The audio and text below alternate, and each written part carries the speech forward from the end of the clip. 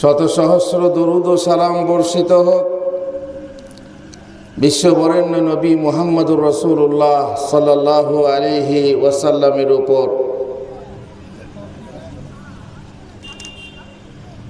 মহান আল্লাহ আমাদেরকে,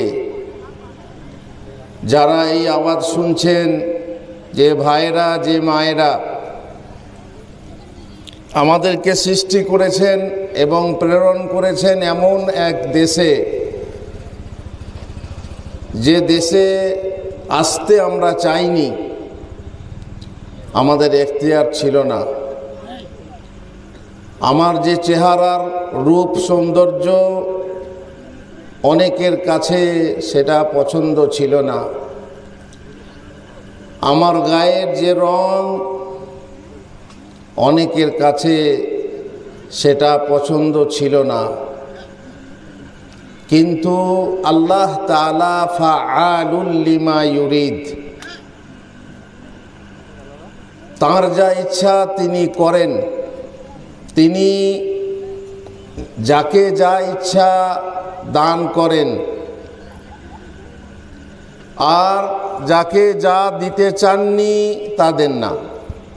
আল্লাহুম্মা লা মানিআ লিমা আতাইতা ওয়া লা মুতিআ লিমা মানা'তা ওয়া লা ইয়ানফা'ু যাল জাদ্দি মিনকাল জাদ্দ ওয়া লা হাওলা ওয়া লা কুওয়াতা ইল্লা বিল্লাহ। আমরা এসেছি তারই হুকুমে, আর তার হুকুম পালন করার জন্য। ওমা খালাকতুল জিন্না ওয়াল ইনসা ইল্লা লিয়াবুদুন। আমরা সৃষ্টি হয়েছি পানাহার করার জন্য নয়, আমরা সৃষ্টি হয়েছি খেলা খেলবার জন্য নয়, আমরা সৃষ্টি হয়েছি ক্ষমতার দ্বন্দ্ব প্রতিদ্বন্দ্বিতা করার জন্য নয়, আমরা সৃষ্টি হয়েছি তার হুকুম পালন করার জন্য। আমরা সৃষ্টি হয়েছি তার ইবাদত করার জন্য।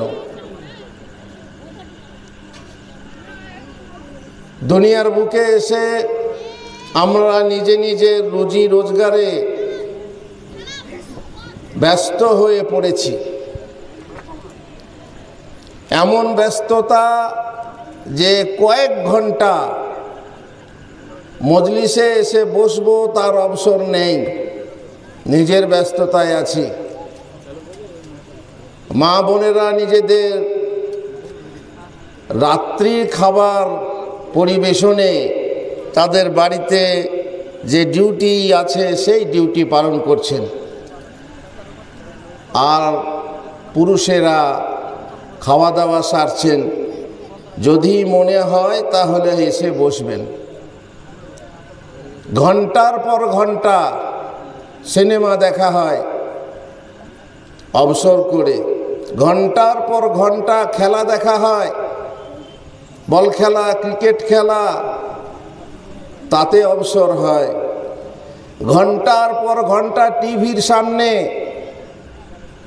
বসে বসে রিমোট টিপে এ চ্যানেল সে চ্যানেল দেখা হয়, তাতে অবসর হয়।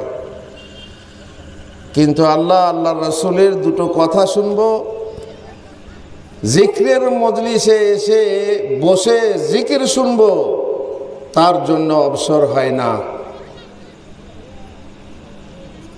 আজকে এই কামালপুর গ্রামবাসী যে উদ্যোগ নিয়ে, যে উদ্দেশ্য নিয়ে এই জলসার আয়োজন করেছেন, আল্লাহ তাদের আশা পূরণ করুন। যারা এর পিছনে কোনো প্রকার সহযোগিতা করেছেন, আল্লাহ তাআলা তাদের কবুল করুন। কিন্তু সমস্যা হচ্ছে যেন চেরাগ তলে অন্ধকার না থেকে যায়। আমরাই জলসা করলাম, আমরাই শুনলাম না, আমরা খাওয়া দাওয়া ইত্যাদি নিয়ে হই হুল্লোড় নিয়ে কাটিয়ে দিলাম। চেরাগ তলে অন্ধকার, বাইরে থেকে কিছু লোক এসে শুনে গেল, আর আমরা উপকৃত হলাম না, তাহলে কিছুই লাভ হবে না।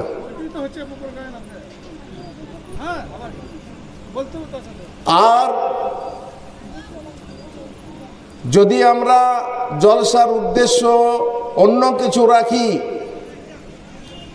আল্লাহর সন্তুষ্টি ছাড়া, ইলম তলব ছাড়া, কিছু শিখব, কিছু জানব, এই ছাড়া যদি কোনো উদ্দেশ্য হয় জানি না, তাহলে জানি না কি হবে আপনার।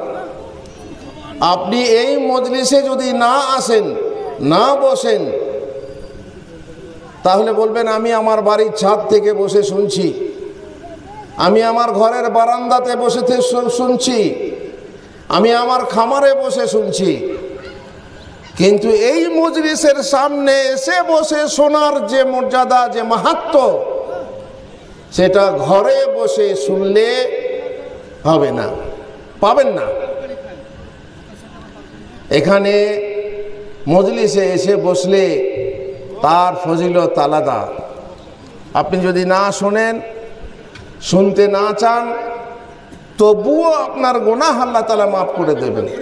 আমরা পুরুষরা মসজিদে খুতবা শুনি, আমরা বাইরে জলসা শুনি, আমরা অনেক শুনতে পাই, কিন্তু আমাদের মা বোনেরা বাড়িতে থাকে, তাদের মসজিদে যাওয়ার ব্যবস্থা নেই, তাদের জলসায় শোনার ব্যবস্থা খুব কম থাকে। পুরুষরা জুমা পড়ে এসে ঘরে তার স্ত্রীকে, তার মেয়েকে দুটো কথা শোনায় না যে মৌলী সাহেব আজকে খুতবাতে এই কথা বলল।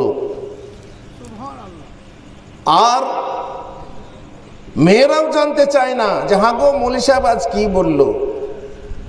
তার মানে কোনো প্রয়োজন নেই, দ্বীনি ইলমের কোনো প্রয়োজন নেই। জোর করে শোনানো হলে তাও শুনতে চায় না, কর্ণকুহরে প্রবিষ্ট করার পরেও সেটাকে উগুলে ফেলে দিতে চায়। আর আল্লাহই জানে কার কানে কি বাণী পৌঁছে গেলে সে উপকৃত হয়। আল্লাহ তাআলাই হচ্ছেন এই উপকার দাতা, তিনিই উপকার দিয়ে থাকেন। আল্লাহ যাকে চাইবেন তাকে উপকৃত করবেন। আমি আজকে আসলে এইটা কেন বলছি মহিলাদের ব্যাপারে, যেহেতু মহিলাদেরকে কিছু শোনাতে আমি এসেছি। যারা ঘরে বসে শুনছেন, পর্দার আড়ালে শুনছেন, খাওয়া দাওয়া রেখে দুটো কথা শুনুন। 1 ঘন্টা পরে খাবেন, সমস্যা নেই। অনেক রাত হয়, বিয়েতে শাদিতে অনেক সময় নষ্ট করেন, আর এই জলসা শোনার জন্য আপনার সময় নষ্ট করতে বলছি না, ব্যয় করেন। এতে সময় নষ্ট হয় না, এতে ব্যয় করলে সওয়াব হয়।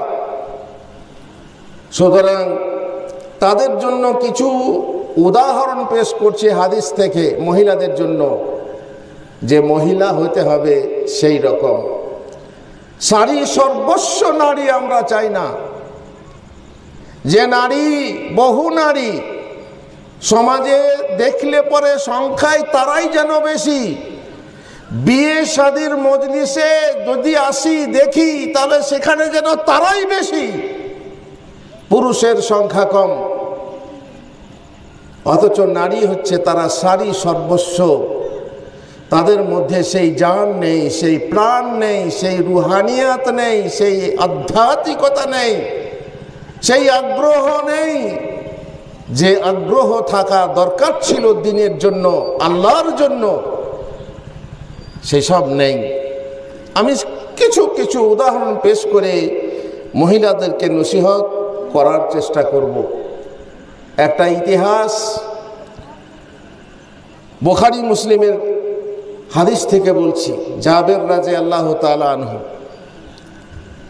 তিনি বলেন, খন্দক যুদ্ধের সময় আমরা পরিখা খনন করছিলাম, গর্ত, দুশমন আসবে তার জন্য গর্ত খনন করছিলাম।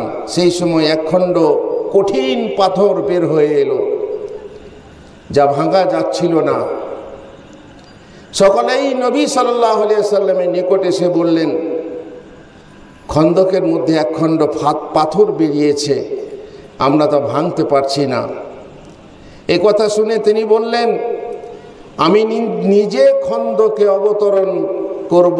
অতঃপর তিনি দাঁড়ালেন, সে সময়ে তার পেটে একটি পাথর বাঁধা ছিল।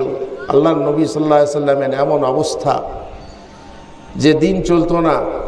আল্লাহর পক্ষ থেকে প্রেরিত দূত, তার দিন চলতো না। মাসের পর মাস দুই কালো জিনিস খেজুর আর পানি খেয়ে কাটাতে হতো, চুলো জ্বলতো না বাড়িতে।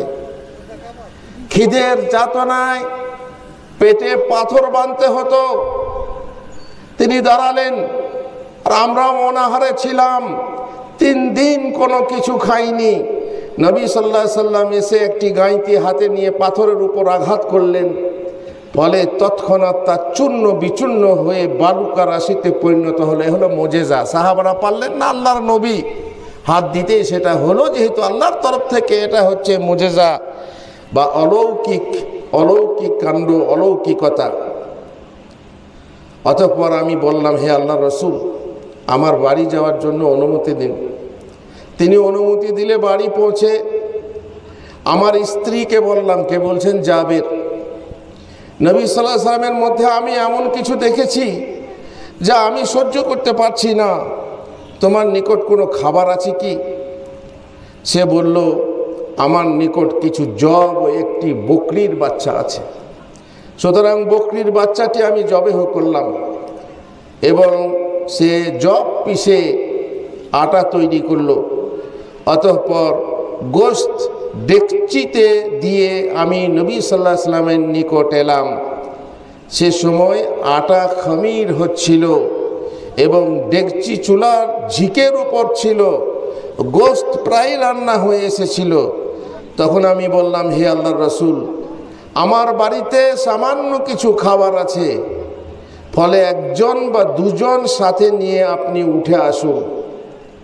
তিনি বললেন, কি পরিমাণ খাবার আছে? আমি তার নিকট সব খুলে বললে তিনি বললেন, অনেক এবং উত্তম আছে। অতঃপর তিনি আমাকে বললেন, তুমি তোমার স্ত্রীকে গিয়ে বলো সে যেন আমি না আসা পর্যন্ত ডেকচি চুলা থেকে না নামায় এবং রুটি তৈরি না করে। তারপর সকলের উদ্দেশ্যে তিনি বললেন, তোমরা ওঠো। শুনুন খেয়াল করে, আল্লাহর নবী সাল্লাল্লাহু আলাইহি সাল্লাম সাহাবীদের উদ্দেশ্যে বললেন, তোমরা ওঠো, জাবের তোমাদেরকে খাবারের দাওয়াত দিয়েছে। মুহাজির ও আনসারগণ উঠলেন এবং চলতে লাগলেন। অতঃপর আমি আমার স্ত্রীর নিকট গিয়ে বললাম, তোমার সর্বনাশ হোক, তোমার সর্বনাশ হোক। এখন কি হবে? নবী তো মুহাজির আনসার এবং তাদের অন্য সাথীদের নিয়ে চলে আসছেন। তিনি মানে জাবেরের স্ত্রী রাদিয়াল্লাহু আনহা, তিনি বললেন, তিনি কি আপনাকে জিজ্ঞাসা করেছিলেন খাবারের ব্যাপারে? আমি বললাম, হ্যাঁ। স্ত্রী বললেন, তাহলে আল্লাহ ও তার রাসূল অধিক জানেন। মহিলা, আল্লাহর উপর ভরসাকারিণী মহিলা, কোনো দুশ্চিন্তা নেই। এত লোক আমার বাড়িতে আসছে, আর কিছু মাত্র রুটি তৈরি করার জন্য কিছু আটা আর একটা বকরি বাচ্চার গোশত মাত্র আছে। আল্লাহ রাসূল এত লোক নিয়ে আসছেন, আমি বাড়িতে কি খাওয়াবো? কোনো চিন্তা নেই, নিশ্চিন্ত মহিলা। তাহলে আল্লাহ তার রাসূল অধিক জানেন। আমাদের কাছে যা আছে তা তো আপনি তাকে জানিয়ে দিয়েছেন। জাবের বলেন, তখন আমার কিং কর্তব্য বিমূঢ়তা দূর হলো। আমি বললাম, তুমি ঠিকই বলেছ, আল্লাহ এবং রাসূল ভালোই জানেন তিনি কি খাওয়াবেন, তিনি নিজেই জানেন। তারপর নবী সাল্লাল্লাহু আলাইহি সাল্লাম উপস্থিত হয়ে বললেন, তোমরা সকলেই প্রবেশ করো এবং ভিড় করো না, ধীরে সুস্থে। এই বলে তিনি রুটিগুলোকে টুকরো টুকরো করে তার উপর গোশত দিয়ে সাহাবাদের মাঝে বিতরণ করতে শুরু করলেন। এগুলো পরিবেশন করার সময় তিনি ডেকচি ও চুলা ঢেকে রেখেছিলেন। এভাবে তিনি রুটি টুকরা করে হাত ভরে বিতরণ করতে লাগলেন। এতে সকলে তৃপ্তি সহকারে খাবার পরেও কিছু বাকি রয়ে গিয়েছিল। এটা হচ্ছে রাসূলের মুজিজা। আমি এই ঘটনা কেন বললাম? শুধুমাত্র মহিলার আল্লাহর ভরসা, কোনো ভয় নেই। আল্লাহ রাসূল আসছেন, স্বয়ং তিনি নিজের লোক নিয়ে আসছেন। কত সংখ্যা ছিল জানেন? 900 জন, 900 লোক নিয়ে ওই একটা বকরির বাচ্চার গোশত আর এই কিছু আটার রুটি 900 জন লোককে খাওয়াবার জন্য আসছেন। মহিলার কোনো দুশ্চিন্তা নয়, আল্লাহ ওয়া রাসূলুহু আলাম, আল্লাহ রসুল যখন নিয়ে আসছেন তিনি ব্যবস্থা করে নেবেন। এগুলো এক মহিলার কথা। দ্বিতীয় মহিলা, ধর্ম আখেরাতের ব্যাপারে আদর্শ স্ত্রীর আজব সহমত যদি দেখতে চান, শুনতে চান, তাহলে শুনুন। মদিনায় এক এতিমের বাগান ছিল, ওর সাথে অন্য এক ব্যক্তির বাগানও লাগালাগি ছিল। খেজুর গাছগুলি এমনভাবে লাগালাগি ছিল যে ঝড় বৃষ্টি হলে খেজুর নিচে পড়ে গেলে পরস্পরের খেজুর পৃথক করা কঠিন হয়ে যেত। বোঝা যেত না কার গাছের পড়ে যাওয়া খেজুর কোনটা এবং কোনটা কার। অনাথ বালকটি, সে এতিম, চিন্তা করলো আমার বাগানটা পৃথক করে নিলে ভালো হয়, যাতে প্রত্যেকের মালিকানা সত্ত্ব পরিষ্কার হয়ে যাবে এবং পরস্পরে কোনো ঝগড়া ঝঞ্ঝাটও সৃষ্টি হবে না, এটা আমার ওটা আমার বলে। সুতরাং সেই এতিম বাচ্চা একটা দেওয়াল দিতে আরম্ভ করলো। যখন সে দেওয়াল দিতে শুরু করলো তখন তার প্রতিবেশীর একটা খেজুর গাছ মাঝখানে ঢুকে পড়ল। দেওয়াল তখনই সোজা হবে যখন সেই গাছটি সে পেতে পারে। ছেলেটি প্রতিবেশীর কাছে গেল, বলল, আপনার বাগানের অনেকগুলি খেজুর গাছ আছে, আমি দেওয়াল তৈরি করতে চলেছি, কিন্তু একটি গাছ আমার মালিকানাধীন এই পথে বাধা হয়ে দাঁড়িয়েছে, আপনি ওই গাছটি আমাকে দিয়ে দিন যাতে আমার দেওয়াল সোজা হয়ে উঠতে পারে। প্রতিবেশী লোকটি অস্বীকার করে দিল। ছেলেটি বলল, আচ্ছা আপনি আমার কাছ থেকে ওর উচিত মূল্য নিয়ে নিন, একটা গাছের যা দাম হয় আপনি নিয়ে নেন, যাতে আমি দেওয়ালটা সোজা করে তুলতে পারি। সে বলল, আমি ওটা বিক্রয় করতেও রাজি নই। প্রতিবেশী বলল, আমি ওটা বিক্রি করতেও রাজি নই। ছেলেটি সোজা রাসূলুল্লাহ সাল্লাল্লাহু আলাইহি ওয়াসাল্লামের খিদমতে উপস্থিত হলো, আবেদন করলো। এটা সুবিধা ছিল, আল্লাহ রসুলের জামানায় কিছু হলে আমাদের মতো বিচার, এই আধো বিচার, কোলটানা বিচার, ঝোলটানা বিচার তখন তো ছিল না। আল্লাহ রসুল স্বয়ং সেখানে গিয়ে সাহাবারা নিজেদের মশলা পেশ করতেন, নিজেদের ঝামেলা, নিজেদের মোকদ্দমা, নিজেদের মামলা পেশ করতেন, আর তিনি ফয়সালা দিয়ে দিতেন। আবেদন করলে, হে আল্লাহর রসুল, অমুক লোকের বাগানের লাগালাগি আমার বাগান আছে, আমি দুই বাগানের মধ্যখানে দেওয়াল তৈরি করতে চাচ্ছি, কিন্তু দেওয়ালটি ততক্ষণ পর্যন্ত সোজা হবে না যতক্ষণ পর্যন্ত রাস্তায় অবস্থিত ওর একটি খেজুর গাছ আমার মালিকানায় না আসবে। আমি ওই গাছের মালিককে অনুরোধ করেছি বিক্রয় করার জন্য, নানা রকম অনুনয় বিনয়ও করেছি, কিন্তু সে কোনো মতেই রাজি হয়নি বিক্রি করতে। হে আল্লাহর রসুল, আপনি আমার তরফ থেকে ওর কাছে সুপারিশ করে দিন যাতে সে গাছটি আমাকে দিয়ে দেয়। নবী সাল্লাল্লাহু আলাইহি সাল্লাম বললেন, ওই লোকটিকে ডেকে নিয়ে এসো। ছেলেটি ওই লোকটিকে তার কাছে গিয়ে বলল, আল্লাহ রসুল সাল্লাল্লাহু আলাইহি সাল্লাম আপনাকে ডাকছেন। লোকটি মসজিদের নববীতে এলো। রসুল সাল্লাল্লাহু আলাইহি সাল্লাম তার দিকে চেয়ে দেখলেন এবং বললেন, তোমার গাছটি এই এতিম ছেলেটাকে দিয়ে দাও। লোকটি বলল, আমি তো এই গাছ দেব না। নবী সাল্লাল্লাহু আলাইহি সাল্লাম পুনরায় বললেন, নিজের এই ভাইকে গাছটা দিয়ে দাও। লোকটি বলল, না আমি দেব না। নবী করিম সাল্লাল্লাহু আলাইহি সাল্লাম আবারও বললেন, তোমার ভাইটিকে গাছটি দিয়ে দাও, আমি ওর বিনিময়ে জান্নাতে একটি গাছ দেবার প্রতিশ্রুতি দান করছি, তুমি ওকে দিয়ে দাও, আমি তোমাকে জান্নাতে এর বিনিময়ে একটি গাছ দেওয়ার প্রতিশ্রুতি বা দিচ্ছি বা জামিন হচ্ছে। এত বড় একটি ভালো প্রস্তাব শোনার পরেও সে বলল, না আমি খেজুর গাছ দেব না। দুনিয়ার বিনিময়ে আখেরাতের সম্পত্তি আমি পাবো, তাতেও লোভ হলো না। বহু মানুষ আছে এরকম হতভাগা, যদি বলা হয় দুনিয়ার এই বিনিময়ে আখেরাতকে কিনে নাও, না, আখেরাতকে বিক্রি করে দুনিয়া কিনবে এটা ঠিক আছে। আমার দুনিয়া বেঁচে থাক, আখেরাত ধ্বংস হোক। দুনিয়া বেঁচে থাক, আখেরাত ধ্বংস হোক, সেও ভালো। আমার দুনিয়াতে আমার টাইলওয়ালা বাড়ি চাই, গাড়ি চাই।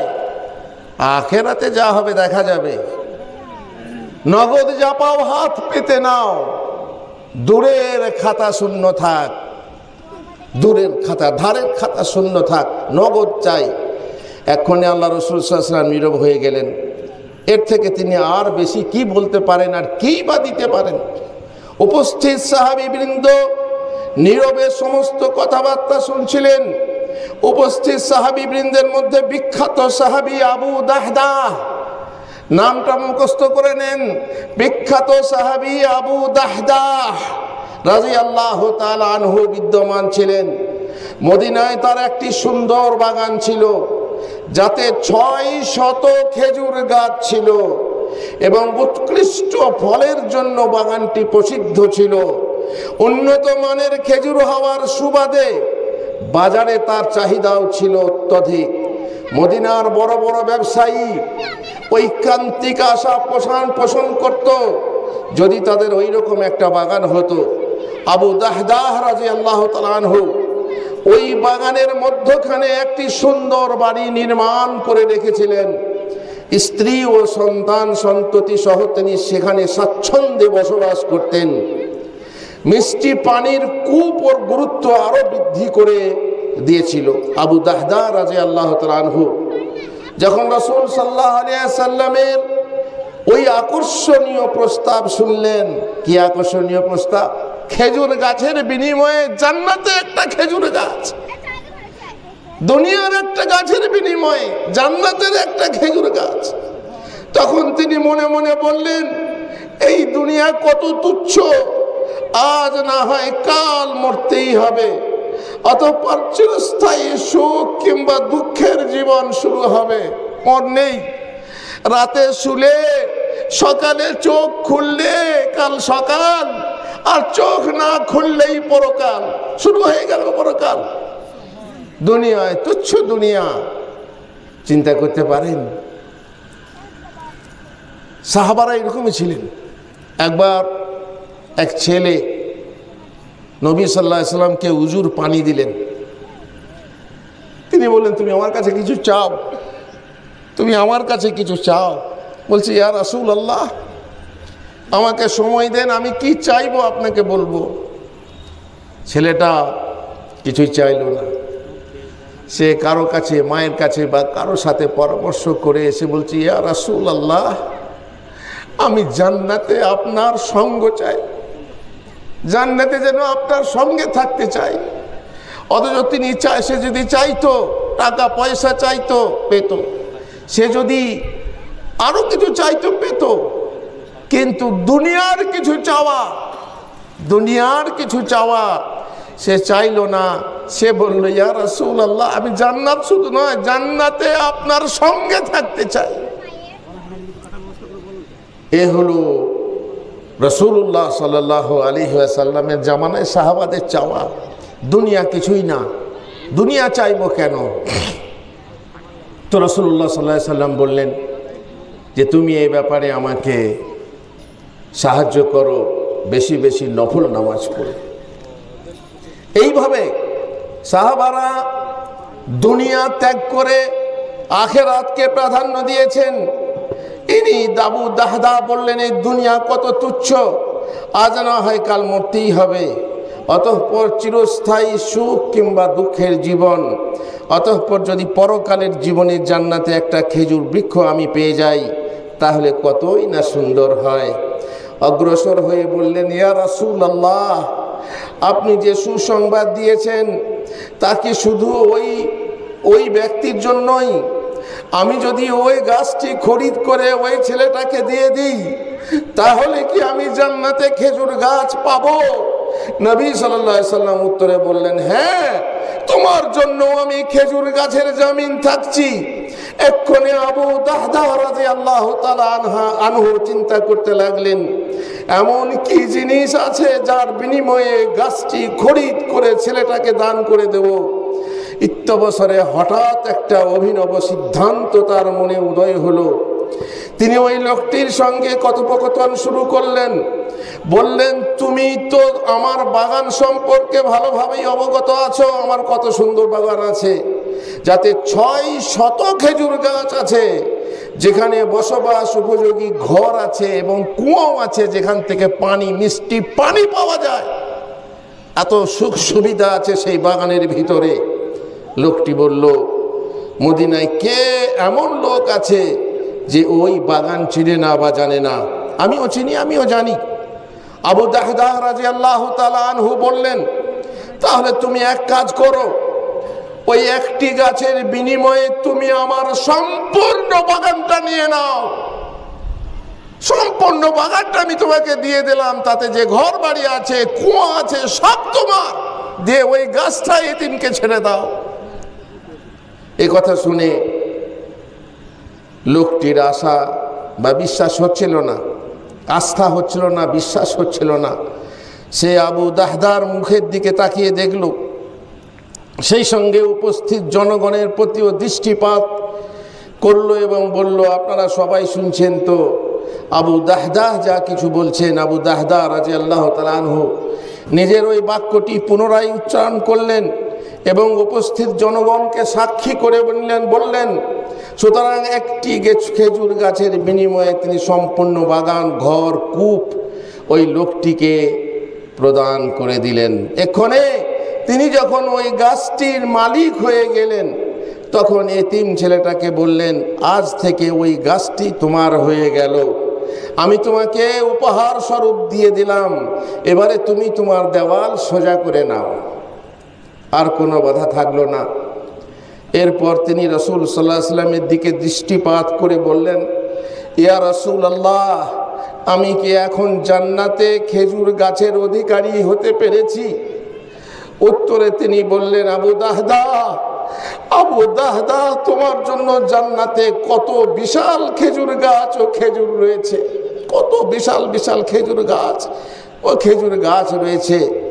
এটি মুসনাদে আহমদ এবং মুস্তাদরাকে হাকিমে বর্ণিত হয়েছে। উপরোক্ত হাদিসের বর্ণনাকারী আনাস রাদিয়াল্লাহু তাআলা আনহু বলছেন, নবী সাল্লাল্লাহু আলাইহি ওয়াসাল্লাম কথাগুলো একবার দুবার নয়, বরং আনন্দের সঙ্গে কয়েকবার উচ্চারণ করলেন। আবু দাহদাহ জান্নাতের শুভ সংবাদ পাওয়ার পর সেখান থেকে প্রস্থান করলেন। ইচ্ছা হলো নিজের কাপড় চোপড়, কিছু প্রয়োজনীয় আসবাবপত্র তো বের করে নিই সে বাগান থেকে। সুতরাং তিনি বাগানের প্রবেশদ্বার প্রান্তে উপস্থিত হলেন। ভিতর থেকে ছেলে মেয়েদের শব্দ শোনা গেল। স্ত্রী গৃহস্থালী কাজে ব্যস্ত। স্ত্রীরা শোনো, মহিলারা শোনো, আবু দাহদাহ বাগান বিক্রি করে সেই বাগানের ঘরে পৌঁছে স্ত্রীর কাছে গেলেন। ছেলেরা খেলাধুলায় রত ছিল। মনে হলো বাড়ির অন্দরে গিয়ে স্ত্রীকে খবরটা শুনিয়ে দিই, কিন্তু দরজাতেই দাঁড়িয়ে গেলেন। যেখান থেকেই ডাকলেন উম্মে দাহদাহ। উম্মে দাহদাহ আশ্চর্য বোধ করলেন, কি ব্যাপার? আবু দাহদাহ ভিতরে প্রবেশ না করে দরজার বাইরে থেকেই কেন ডাক দিচ্ছেন? দ্বিতীয়বার আবার ডাক দিচ্ছেন, উম্মে দাহদাহ। উত্তরে বললেন, এই যে আমি উপস্থিত আছি আবু দাহদাহ। উত্তর শুনি বললেন, ছেলে মেয়েদেরকে সঙ্গে নিয়ে এই বাগান বাড়ি থেকে তুমি বের হয়ে এসো, কারণ এই বাগানটি আমি বিক্রি করে দিয়েছি। উম্মে দাহদাহ কি বললেন? উম্মে দাহদাহ কি বললেন? মহিলারা শোনো, বাগান বিক্রয় করে দিয়েছেন মানে? কাকে এবং কত দামে বিক্রয় করলেন? উত্তরে বললেন, জান্নাতের একটা খেজুর গাছের বিনিময়ে আমি এই সমস্ত বাগান বাড়ি খেজুর গাছ বিক্রি করে দিয়েছি। স্ত্রী কি বললেন, পাগল নাকি তুমি? মাথা খারাপ হয়েছে তোমার? কোথায় গিয়ে দাঁড়াবো? রাস্তায় গিয়ে বসবো? কত রকম কথা। কিন্তু না, সেই মহিলা নয়, এ সারি সর্বস্ব নারী নয়, সারি সর্বস্ব নারী নয়, সে হচ্ছে সাহাবী নারী।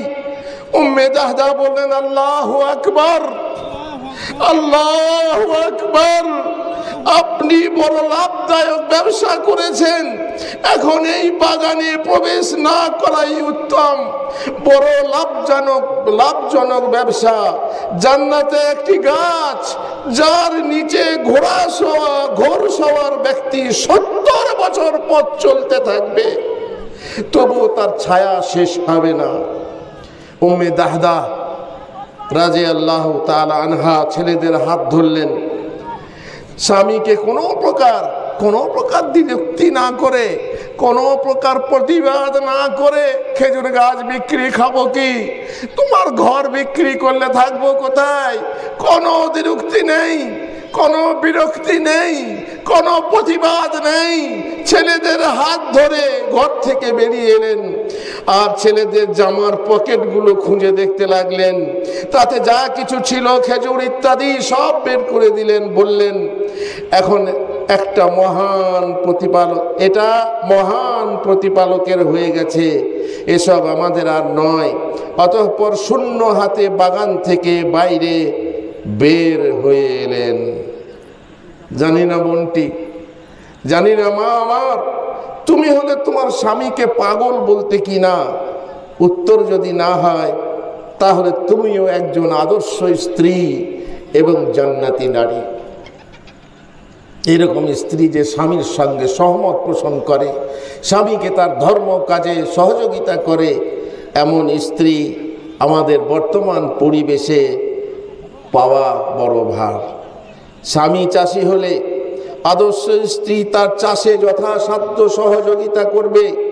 বিচারপতি হলে ন্যায় বিচারে, লেখক হলে লেখায়, নেতা হলে সততায়, পুলিশ হলে ইনসাফে, ব্যবসায়ী হলে হালাল ব্যবসায় সহযোগিতা করবে, হারাম কামায়ে সতর্ক করে বলবে ওগো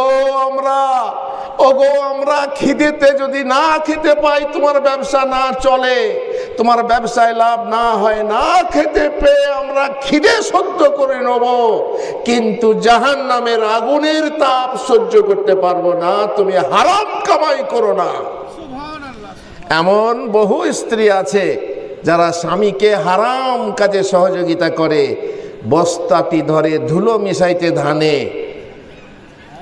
তাও তুষ ভিজিয়ে আগ্রা ভিজিয়ে ধানের সঙ্গে মিশিয়ে সেটাকে বিক্রি করতে সাহায্য করে, ফাঁকিবাজিতে ধান্দাবাজিতে সহযোগিতা করতে পারে। এমন বহু বউ পাওয়া যায়। কিন্তু এমন বউ কোথা পাবেন যে স্ত্রী বিয়ের আগে মা তাকে বলছে যে ওমরের ঘোষণা দিয়েছে দুধে পানি মিলানো যাবে না, মা বলছে আজকে দুধে পানি মিলা, 2 পয়সা বেশি হবে। ভেজাল মার্কা মা, ভেজাল মেশাতে বলছে, দুধের দামে পানিটাও বিক্রি হবে। বেটি বলছে ওমরের ঘোষণা দিয়েছে যে পানি মেলানো যাবে না। বলছে ওমর কি দেখতে আসছে নাকি, ওমর কি দেখতে আসছে নাকি? বেটি বলছে মা গো, ওমর দেখতে আসেনি, দেখনেওয়ালা একজন আছেন, তিনি ওপর থেকে দেখছেন। আল্লাহর ভয়, গায়েবী ভাবে আল্লাহকে ভয় করে এমন বেটি কটা আছে। মাকে বলছে আমি পারবো না, দুধে পানি মেশাতে পারবো না। এমন স্ত্রী আছে কি যে স্বামীকে বলবে তোমার হারাম কাজে সহযোগিতা করতে আমি পারবো না, বলবে আমার ভাত চলে যাবে, আমি খাবো কি, আমি যাব কোথায়? নিশ্চয়ই অনেকের অনেক রকমের ওজর থাকতে পারে, কিন্তু যে সতী মহিলা, যে সত্যি সাধ্বী মহিলা, যে সত্যি দিনদার মহিলা, যাকে বিবাহ করতে রাসূলুল্লাহ সাল্লাল্লাহু আলাইহি ওয়াসাল্লাম উদ্বুদ্ধ করেছেন যে তোমরা দিনদার মহিলাকে বিবাহ করো, দুনিয়া আখিরাতে শান্তি পাবে, সেই মহিলা কোথায়? সেই মহিলা কোথায়? আল্লাহুল মুস্তাআন। স্বামী যদি ছাত্র হয়, তার পড়াশোনায় সহযোগিতা করে, ভালো নম্বর আনতে উৎসাহিত করে। এমন নয় যে বিবাহের পরে তার স্বামীকে পড়াশোনাতে এমন করে দিল যে সে আর ভালো নম্বর তুলতে আনতে পারে না। নিজের যৌবনের আকর্ষণে তার পড়াশোনার ক্ষতি করে না, অথবা পড়া ছাড়তে বাধ্য করে না। কত মৌলী সাহেব পড়াশোনা করছিলেন, বিয়ে করলেন আর বাস, মৌলী সাহেব স্ত্রীর ফাঁদে পড়ে তিনি আর পারলেন না। এখানেই যেখানে বসে গল্প করছি তার থেকে বেশি দূর নয়, এক ভাইয়ের লম্বা দাড়ি ছিল, মাদ্রাসায় পড়াশোনা করছিল, বিয়ে হলো, বাসর হলো, পরের দিন সকালে এলো, দাড়ি তখন সাফান সাফা, দাড়ি নেই। কি হলো ভাই? তোমার ভাবি বলছে এখন থেকে দাড়ি রাখবে, একটু বুড়ো হলে না হয় রাখবে। কি গো, নবীর আনুগত্য করবেন না বিবির আনুগত্য করবেন?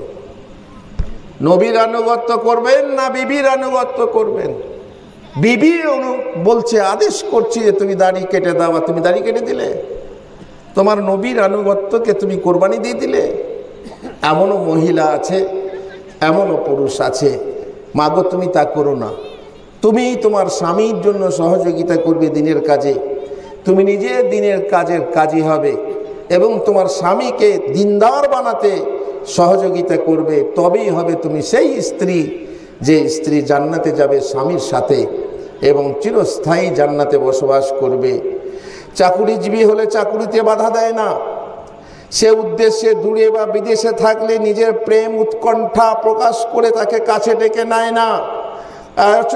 গাছতলাতে বাস করব, বাসি ভাত খাবো, শুকনো রুটি খাবো, তবু তুমি বিদেশে থেকো না, আমি আর থাকতে পারছি না। আর যখন সে বাড়ি ফিরে এলো, তারপরে একটা লিপস্টিক কিনে দিতে পারে না, তখন পা ঠোকে, থালা ঠোকে, হাঁড়ি ঠোকে। তোমার মুরদ নেই, তুমি একটা বউ পুষতে পারো না, শখ আহ্লাদ মিটাতে পারো না, কত রকমের কথা। তো কালকে তুই ডেকে আনলি কেন? নিজের যৌবনের তাড়নায় ডেকে এনে, যদি আমি আর কামাই করতে না পারি, বিদেশে গেছিলাম, এখানে এসে তুমি লিপস্টিক পাও না, তার জন্য তুমি পা ঠুকছো, থালা ঠুকছো, ছেলে মারছো। এই খনুস করে তুমি খনুস কাকে দেখাচ্ছ? তুমি তোমার স্বামীর, যদি তুমি স্বামীকে কাছে পেতে চাও তো সেই রকমভাবে তুমি স্বামীকে কাছে রাখবে, তবেই না হবে তুমি ভালো স্ত্রী। স্বামী সামাজিক হলে স্ত্রীর কষ্ট বেশি হওয়ার কথা, সেক্ষেত্রে অতিরিক্ত আসা যাওয়া, রান্না বান্না করে তাকে সহযোগিতা করতে হয়। ঘরে এত কুটুম আসে, আল্লাহ, রান্না বান্না করে, কিন্তু স্ত্রী টো শব্দ করে না। সেই স্ত্রী, যে স্ত্রী বাড়িতে মেহমান আসে, তোমার কত মেহমান আসে, অত আমি পারবো না, কিন্তু না, তার কাছে ভালো লোক আসছে, তাকে রান্না করে খাওয়াতে হবে, তার খিদমত করতে হবে। আর তুমি তোমার স্বামীকে বাধা দিচ্ছ, আমি পারবো না, তুমি দেখে নাও গে, ইত্যাদি ইত্যাদি। এইভাবে যদি বাধা দাও, তোমার স্বামীকে ভালো কাজ করতে বাধা দাও, স্বামীর ভালো কাজে যদি তুমি সহযোগিতা না করো, তাহলে তুমি কিন্তু ভালো আদর্শ স্ত্রী নও, ভালো স্ত্রী নও। ভালো স্ত্রী হতে হলে স্বামীর সহমত করতে হবে তার দিনদারিতে, এবং তোমাকে দিনদার হতে হবে। জানো, মসজিদে মুসাফির এসেছে, এখানেও থাকবে, গ্রামেও থাকবে। মসজিদে মুসাফির এসেছে, এসে বলছে, ওগো, মুসাফিরটা কারো বাড়িতে ভাত পাইনি, ঘরে কি ভাত হবে? বলছে যে আমি তোমার জন্য ভাত রাখা আছে, সেইটুকুই আছে, আর আমার জন্য যা ভাত আছে তাই আছে। তো বলছে, এক কাজ করো, আমার ভাতটা দাও, আমি মুসাফিরকে দিয়ে আসি, বেচারি খেতে পাইনি। স্বামীকে, স্ত্রী স্বামীকে ভাত দিয়ে মসজিদের মুসাফিরকে খাইয়ে এলো, এসে বলছে, আমাকে 4টি মুড়ি দাও। স্ত্রী বলছে, তুমি কেন মুড়ি খাবে? তুমি ভাত খাও, আমি মুড়ি খাবো। এ হচ্ছে স্ত্রী, যে স্ত্রী স্বামীর সহযোগী, যে স্বামীকে মুড়ি খেতে না দিয়ে, যে ওনা ভাত দিয়ে ওনা মুড়ি খাবে। আছে, বহু মহিলা আছে, ও দেখে লাগবে, ও করলো কেন? কিন্তু না, আমি স্বামীকে মুড়ি খেতে দেবো কেন? আমি স্বামীর হয়ে খাবো, স্বামী আমার ভাত খাক। এরকমও স্ত্রী আছে। তোমাকে সেই স্ত্রী হতে উদ্বুদ্ধ করার জন্য আর সেই স্বামী হতে উদ্বুদ্ধ করার জন্য আমি আজকে এই হাদিসের গল্পের কথাগুলো বারবার রিপিট করছি। এ জীবন একটি যাত্রা, একটি সফর, একটি যুদ্ধ। এতে স্বামী স্ত্রীর পরস্পর সহযোগিতা একান্ত জরুরি। একজন সহযোগী ও সহকর্মী না হলে এ জীবনের কর্মক্ষেত্রে কালাতিপাত করা বড় সুকঠিন। তুমি তোমার স্বামীর সহযোগী হও, বাসর রাতেই সেই দৃঢ় সংকল্প গ্রহণ করো, বিবাহের রঙে রাঙা উৎসব, রাঙা মন, রাঙা আভরণ। বলো নারী, এই রক্ত আলোকে আজ মম নবজাগরণ। পাপে নয় পতি পুণ্যে সুমতি, থাকে যেন হয়ে পতির সারথি। পতি যদি হয় অন্ধ হে সতী, পতি যদি হয় অন্ধ হে সতী, বেদনা নয়নে আবরণ। তোমার স্বামী যদি অন্ধ হয়ে যায়, তুমি চোখে পর্দা নিও না। তোমার অন্ধ পতিলে আঁখি দেয় যেন তোমার সত্য আচরণ। তুমি সুন্দর ব্যবহার দিয়ে তোমার স্বামীকে খুশ করে রাখবে। তোমার স্বামী যদি অচল হয়ে যায়, তোমার স্বামী যদি অক্ষম হয়ে যায়, তুমি ছেড়ে মায়ের বাড়ি চলে যাবে। তুমি আদর্শ স্ত্রী নও। অতএব তুমি খবরদার ভালো স্ত্রী হও। কোনো পাপ কাজে স্বামীর সহযোগিতা করো না, বরং অন্যায় কাজে তাকে বাধা দাও, অন্যায়ের প্রতিবাদ ও প্রতিরোধ করো। আর তুমি স্বামীর ভালো স্ত্রী হয়ে যাও, জান্নাতি স্ত্রী হয়ে যাও। তুমি মুসলিম আদর্শ রমণী। তুমি যথাযথ স্বামীকে যৌন সুখ দান করো, আর তাতে অমত প্রকাশ করে খুনসুটির লড়াই খাড়া করো না। যতই অসুবিধায় থাকো, তোমার যতই অসুবিধা থাক, তোমার যতই মন খারাপ থাক, তোমার স্বামী না মানলে তার মনের খোরাক যোগাও তুমি। এ ব্যাপারে একটা ইতিহাস বলছি, হাদিসেরই ইতিহাস। মায়েরা শুনেছে রমিচা নামে, রমিচা আসলে নাম নয়, এর আরবি নাম হচ্ছে রোমাইসা, এর আরবি নাম হচ্ছে রোমাইসা। তাদের একমাত্র সন্তান ব্যাধিগ্রস্ত ছিল। আবু তালহা প্রায় সময় নবী সাল্লাল্লাহু আলাইহি ওয়াসাল্লামের নিকট কাটাতেন। আবু তালহার স্ত্রী রোমাইসা। একদিন সন্ধ্যায় তিনি তার নিকট গেলেন। এদিকে বাড়িতে তার ছেলে মারা গেল, ছেলেটা অসুস্থ ছিল, মারা গেল, ছোট ছেলে। উম্মে সুলাইম সকলকে নিষেধ করলেন যাতে আবু তালহার নিকট খবরটা না যায়। উম্মে সুলাইম কি যে মহিলা, কি যে নারী, আল্লাহু আকবার। তিনি সবাইকে নিষেধ করলেন যে আমার স্বামী আসলে খবরদার কেউ বলো না যে আমার ছেলে মারা গেছে। তিনি ছেলেটিকে ঘরের এক কোণে ঢেকে রেখে দিলেন। অতঃপর স্বামী আবু তালহা রাসূল সাল্লাল্লাহু আলাইহি ওয়াসাল্লামের নিকট থেকে বাড়ি ফিরে এলে বললেন, আমার বেটা কেমন আছে, আমার ছেলেটা কেমন আছে? রোমাইসা বললেন, যখন কি কায়দার কথা দেখুন, মিথ্যা কথা না। রোমাইসা মিথ্যা বলছেন না, তোমার ছেলে ভালো আছে। রোমাইসা মিথ্যা কথা বলে বলছেন না যে ছেলেটা মারা গেছে।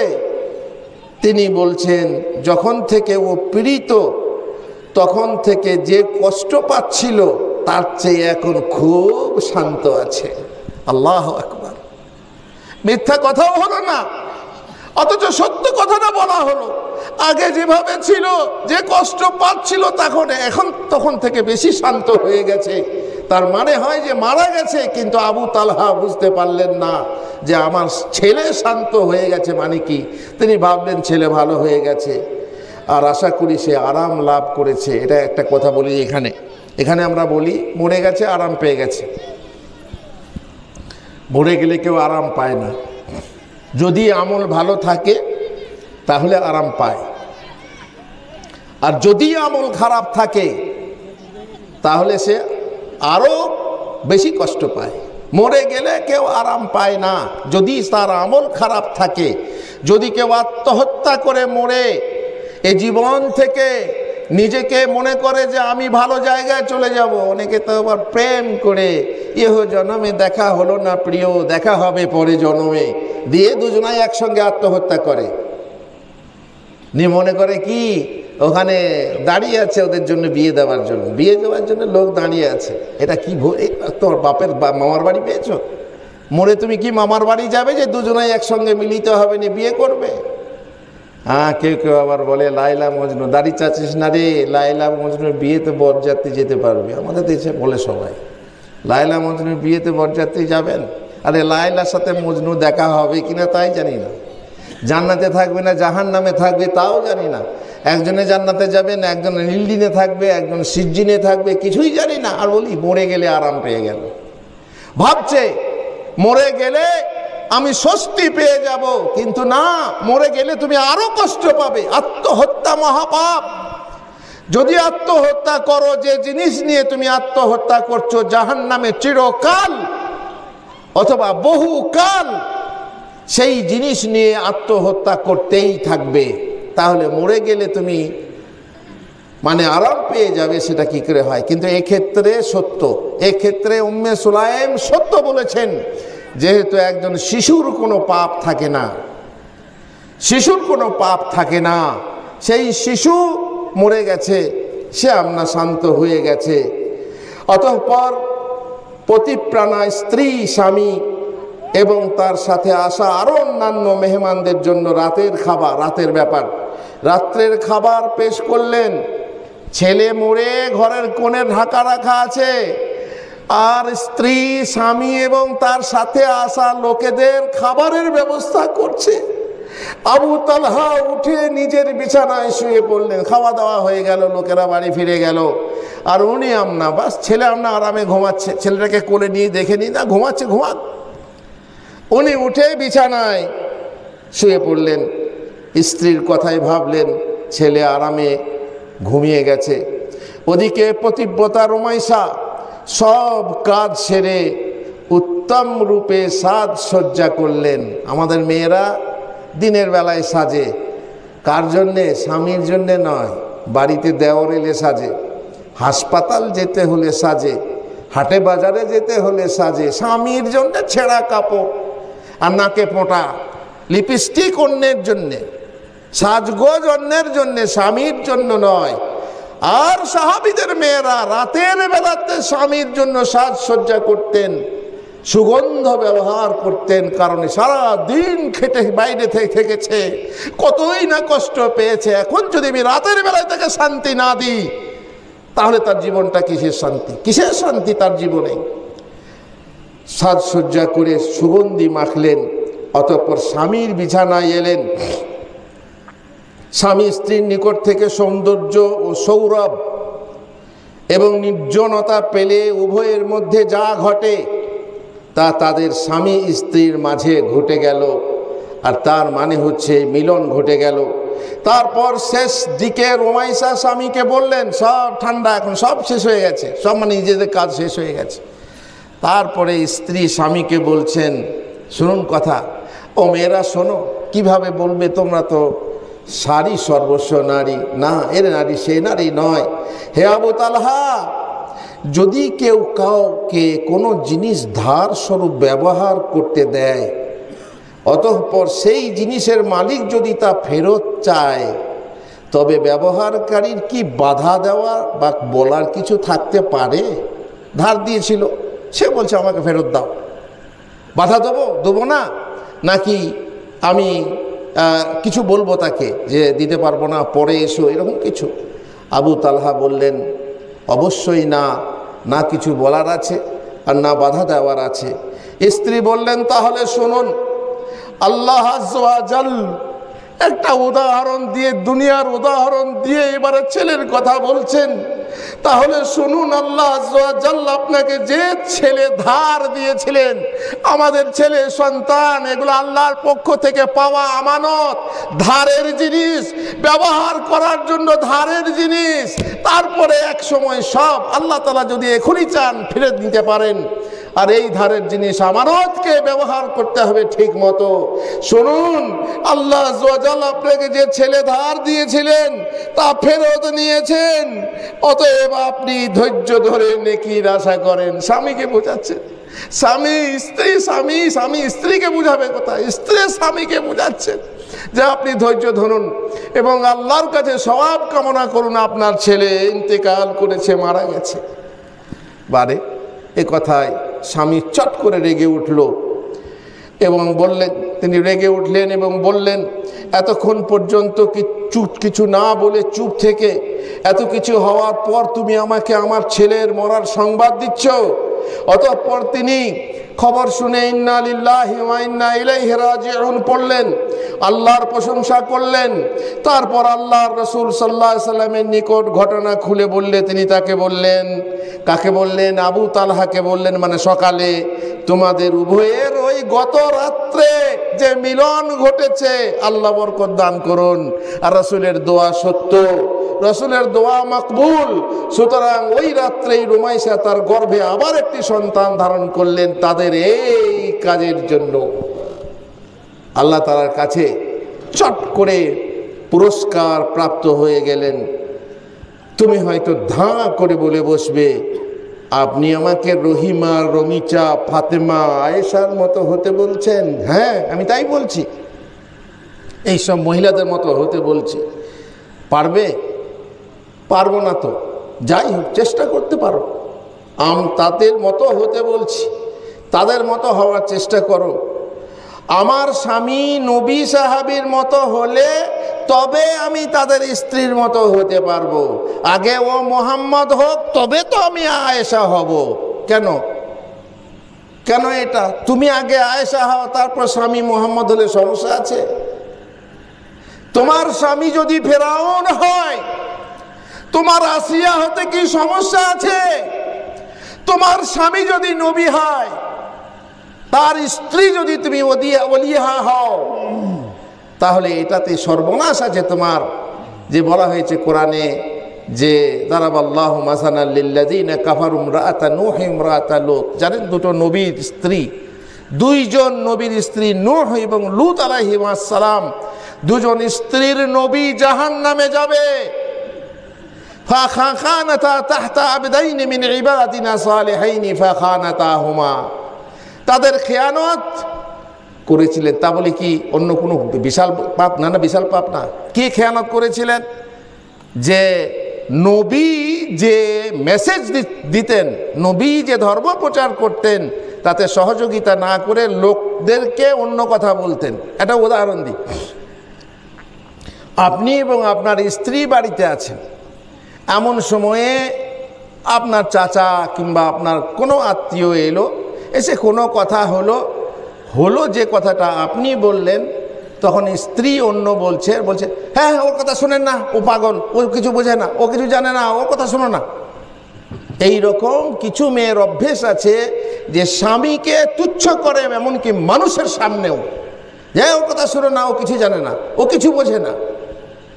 এই রকম নবীকে তুচ্ছ করার জন্য বলা হচ্ছে ওয়াকিলাত খুলান নার মা'আদ দাখিলিন, জাহান্নামে যাও জাহান্নামীদের সাথে।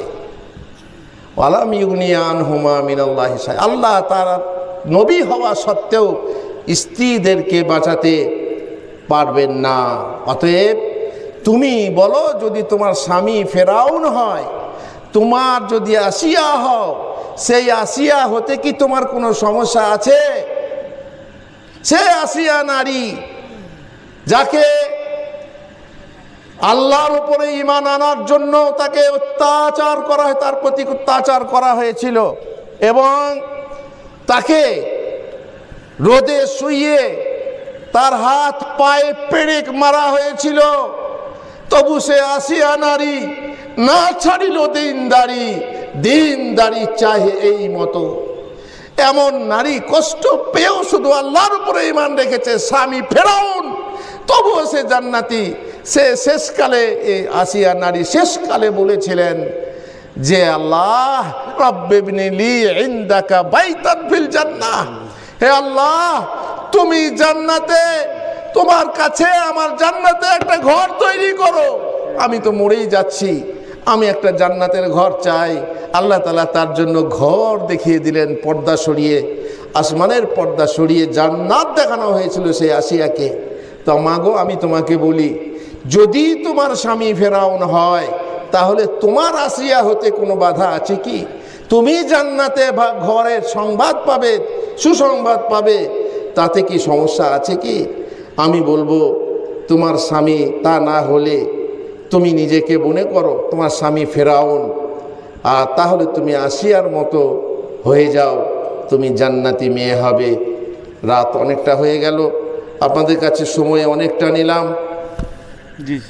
ছেড়ে দেবো। তাহলে আমি এখান থেকেই শেষ করছি। আল্লাহ তাআলা আমাদেরকে তৌফিক দেন, আমাদের মা বোনেদেরকে তৌফিক দেন যে যতটুকু শুনলাম ততটুকুর উপরে যেন আমল হয়, ততটুকু কথা যেন হৃদয়ে তাসির করে, ততটুকু কথা শুনে যেন চোখের পানি আনয়ন করে, জাহান্নামের ভয় তৈরি হয়, জান্নাতের লোভ তৈরি হয়। আর না হয় এই আয়োজন বৃথা, এই খাওয়া দাওয়া বৃথা, এই কষ্ট করে বসে থাকা, সময় ব্যয় করা বৃথা। আল্লাহ আমাদেরকে তৌফিক দেন, আল্লাহুম্মা আমিন। আল্লাহ